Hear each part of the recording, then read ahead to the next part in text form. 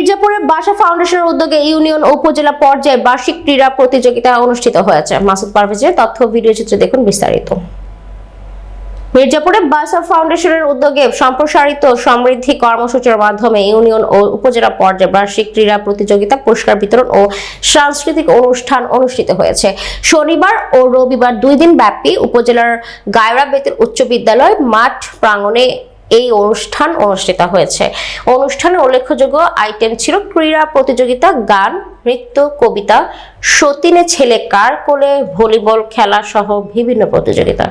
বাসা ফাউন্ডেশনের সিনিয়র পরিচালক AKM সাইফুল ইসলামের সভাপতিত্বে প্রধান অতিথি হিসেবে উপস্থিত ছিলেন ফাউন্ডেশনটির নির্বাহী পরিচালক ও প্রতিষ্ঠাতা আকম সিরাজুল ইসলাম।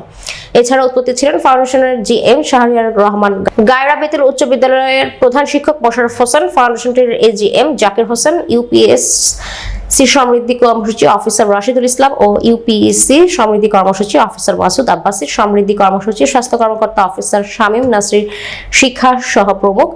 অনুষ্ঠানটি অর্থায়নে পল্লী কর্ম সহায়ক ফাউন্ডেশন, যা বাস্তবায়ন করেছে বাসা ফাউন্ডেশন। ঠিক আছে।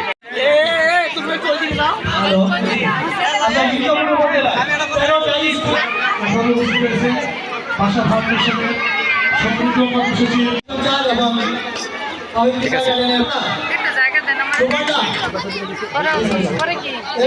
জনি বরুণা রায়, প্রথম স্থান জনি, জনি কোথায়? দ্রুত নিচে জনি। দ্বিতীয় পুরস্কার সাইম, তৃতীয় গোলাপ রাব্বি।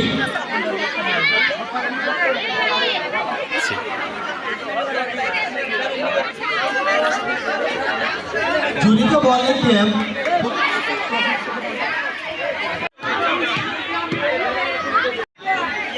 বাবু জয় চাঁদ চরকা। ঠিক আছে।